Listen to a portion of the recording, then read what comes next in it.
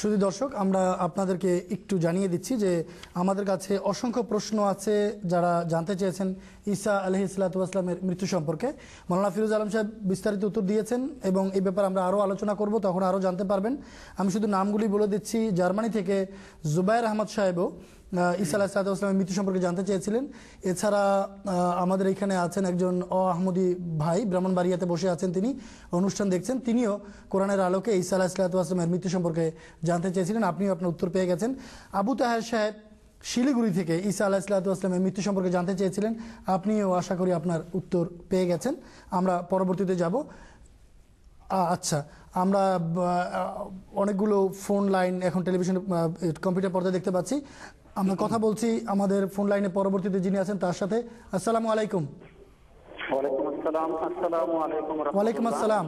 আপনার নামটি বলুন ভাই। বলছিলাম, আমার যেহেতু আবির আহমদের প্রশ্ন হচ্ছে, সকল মুসলমানকে একটি প্ল্যাটফর্মে আনার ব্যবস্থাপনা কি জানতে চাচ্ছেন। আচ্ছা, ধন্যবাদ আপনাকে ভাই। সকল মুসলমানকে একই প্ল্যাটফর্মে ঐক্যবদ্ধ করার ব্রাহ্মণবাড়িয়ার যে ভাই জানতে চেয়েছেন তাকে ধন্যবাদ জানাচ্ছি। এবং প্রথমে খাঁটি ইসলামী দল এবং পরিত্রাণপ্রাপ্ত ইসলামী দলের একজন প্রশ্ন করেছিলেন, তাকেও ধন্যবাদ জানাচ্ছি, কেননা দুটো প্রশ্নের উত্তর এক। মৌলানা সাহেব উত্তর দিয়েছিলেন মা আনা আলাইহি ওয়া আসহাবি। আরেকটি অকাট্য দলিল এবং প্রমাণ আছে সত্য জামাতের, এবং সেটা হচ্ছে কোরআন শরীফের সূরা নূরের 56 নম্বর আয়াতে বিবৃত, আউযু বিল্লাহি মিনাশ শাইতানির রাজিম, ওয়াদাল্লাহুল্লাযিনা আমানু মিনকুম ওয়া আমিলুস সালিহাতি লায়াস্তাখলিফান্নাহুম ফিল আরদি কামাস্তাখলাফাল্লাযিনা মিন ক্বাবলিহিম। আল্লাহ তাআলা তোমাদের মাঝ থেকে ঈমানদার এবং খাঁটি সৎকর্মশীল জামাতের সাথে, লোকদের সাথে অঙ্গীকার করছেন তাদেরকে তিনি খিলাফত দান করবেন। খাঁটি জামাত সেটি, সত্য জামাত এবং দল সেটি মুসলমানদের মাঝে, যার মাঝে খলিফা আছেন। জি নওশাদ সাহেব, আপনার যে বন্ধু আজিজুর রহমান সাহেব জানতে চেয়েছেন খাঁটি দলের সম্বন্ধে, তাকে উত্তর দিন যে জামাতের মধ্যে খলিফা আছে তারা পারে সারা মুসলমান জগৎকে এক করতে। আগের যে প্রশ্নকারী ছিলেন তাকে উত্তর দেওয়া হচ্ছে, যদি সমস্ত লক্ষণ মিলানোর জন্য সময় না থাকে, বুঝার ক্ষমতা না থাকে, যেখানে খলিফা সেখানে বয়াত করে এক হয়ে যান। কেননা এটাই আল্লাহ তাআলা সূরা নূরের 56 নম্বর আয়াতে বলে রেখেছেন, যদি তোমরা সৎকর্মশীল হও এবং ঈমান তোমাদের মাঝে থাকে আল্লাহর দৃষ্টিতে, তাহলে তোমাদের মাঝে খলিফা থাকবে। এবং খলিফা পারে সমস্ত মুসলমান দলাদলি ভেঙে এক নেতা এক দল বানাতে। আপনাদের সবাইকে আমন্ত্রণ। এই অনুষ্ঠানের উদ্দেশ্য হচ্ছে, হে মুসলমানরা, তোমরা এক হও, তোমরা ভাই ভাই হও এবং সবাই মিলেমিশে একাকার হয়ে যাও। ধন্যবাদ মাওলানা আউয়াল সাহেব। আমরা একটা ভিডিও ফুটেজ দেখব, ছোট্ট একটি রিপোর্ট দেব নিয়ামুল কাদের সাহেবের বর্তমান যুগ সম্পর্কে এবং বর্তমান যুগে মুসলমানদের যে এত অধঃপতন এই সম্পর্কে কে কী ভাবছেন। লন্ডনে যারা বসবাস করছেন বাঙালি, তাদের কথাও শুনবো। তার আগে আমি একটা প্রশ্ন রাখছি, উত্তরটা পরে নিব। গালিব সাহেব প্রশ্ন পাঠিয়েছেন হিউস্টন টেক্সাস থেকে, যে আহমদিয়াতের দ্বিতীয় শতাব্দীতে পশ্চিমা বিশ্বের দেশগুলোর জন্য আমরা কি প্রত্যাশা করতে পারি। আমি আমার পিছনে যারা কাজ করছেন তাদেরকে অনুরোধ করছি যে নিয়ামুল কাদের সাহেবের তৈরিকৃত যে ভিডিও রিপোর্টটি আছে দয়া করে দেখিয়ে দিন।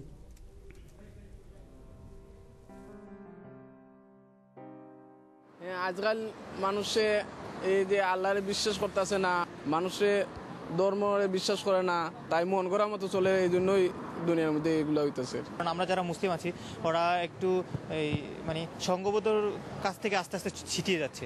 আমরা মুসলিম জাতিরা এমন এক জাতি হয়ে পড়ছি যে আমাদের ভিতরে হিংসা যেটা বেশি, আমরা হিংসা করি বেশি, ঠিক আছে। যেমন এক মুসলিম আরেক মুসলিম দেখতে পারে না। ইসলাম কিন্তু নামে ইসলাম, দেখতে লাগে ইসলাম, কিন্তু ভিতরে ইসলাম নাই। আমরা ইমান আছে বাট ইমানটা দুর্বল, আমরা প্রপার ইমানটা কাজে লাগাইতে পারি না, আমরা আত্মবিশ্বাস কম। তো ওরা কেন বুঝে না যে অন্যরা এগিয়ে যাচ্ছে, আবার আমরা কেন এগোচ্ছি না। হযরত ইমাম মাহদী বা প্রতিশ্রুত মসিহ আলাইহিস সালাম, ইমান যদি সপ্তাকাশে উঠে যায়, তবে হাদিস বর্ণিত ভবিষ্যৎবাণী অনুযায়ী যিনি একে পুনরায় পৃথিবীতে নামিয়ে আনবেন এবং ধর্মসমূহকে যিনি সংস্কার এবং সঞ্জীবিত করার মাধ্যমে মুহাম্মদ সাল্লাল্লাহু আলাইহি ওয়াসাল্লাম কর্তৃক উপস্থাপিত প্রকৃত ইসলামের পতাকা তুলে একীভূত করবেন। আজকাল যে মুহাম্মদ সাল্লাল্লাহু আলাইহি ওয়াসাল্লাম যে পথ আমাদেরকে দেখাইছেন, আমরা এই পথে চলতেছি না। আর হুজুর সাল্লাল্লাহু আলাইহি ওয়াসাল্লামের দেখানো পথে না চলার কারণেও তো আমরা অশান্তি। এই জায়গাও ভাগ হয়ে গেছে, সুন্নির ভিতরেও ভাগ হয়ে গেছে যে তুই ইমাম, আমরা তাকে ফলো করি, ওকে ফলো করি। বাট এই জিনিসটা হচ্ছে গোরামি।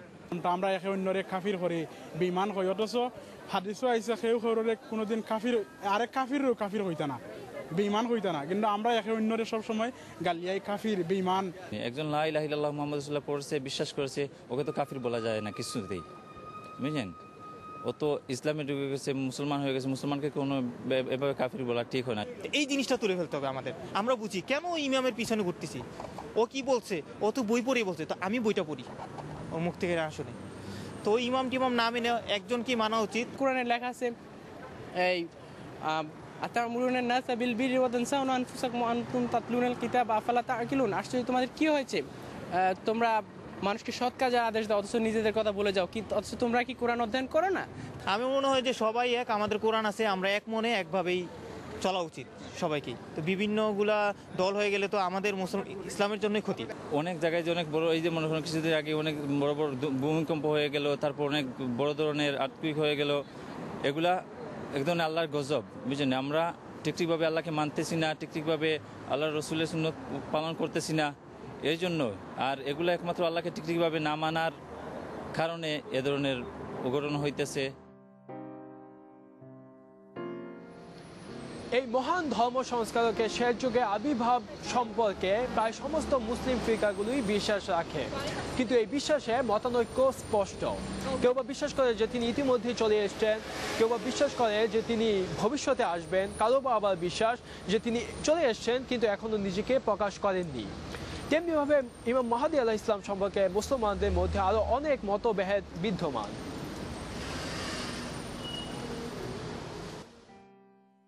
আজকাল সবচেয়ে বড় জিনিসটা দরকার কি, আমাদের প্রত্যেকটা মুসলমানের মনে একটা জাগরণ সৃষ্টি করে দিতে হবে এবং সবাই এক হতে হবে। এইভাবে দোষাদোষি না করে, একজন আজ মুসলমানকে দোষাদোষি না করে, ওই এরভাবে করতেছে, এইভাবে টুপি পড়তেছে না, এরকম দাঁড়িয়ে রাখতেছে না, এগুলো না করে জাস্ট কুরআন এবং হাদিস এবং সাহাবাদের জীবনী থেকে আমাদের শিক্ষা নেওয়া প্রয়োজন। আর সবচেয়ে বড় কথা হলো প্রত্যেককেই আমাদের ইসলাম সম্পর্কে ভালো করে জানতে হবে। আমরা না জেনে অনেক কথা বলি, এটা ঠিক না। অনেক ইমাম সাহেবের এক এক ইমাম এটা বলছে, আরেক ইমাম ওইটা বলছে, ওইগুলা শোনার দরকার নাই। কিতাব আছে, বই আছে, পড়ে জানি আমরা। এই কারণেই আমাদের মুসলিম জাতির মধ্যে যে হিংসা বিদ্বেষটা আছে সেটা যদি কাটায় ওঠে, তাহলে মনে হয় যে আমরা সুন্দরভাবে মুসলিম জাতি এককভাবে থাকতে পারলে আমাদের সংগঠন আরও ভালো হবে এবং আমরা আরও এগিয়ে যেতে পারবো।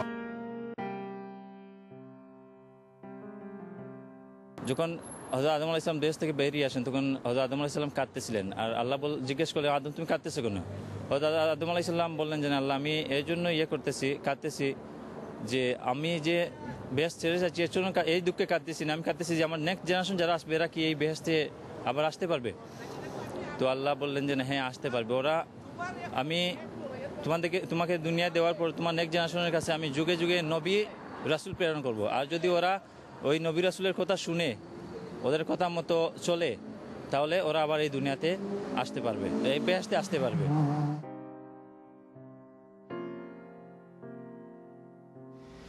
ইমাম মাহদী আলাইহিস সালামের আগমন সম্বন্ধে মুসলমানদের মধ্যে কেন এত মতানৈক্য?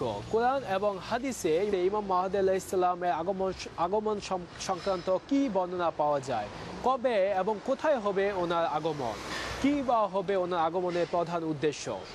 ওনাকে শনাক্তই বা কিভাবে করা যাবে?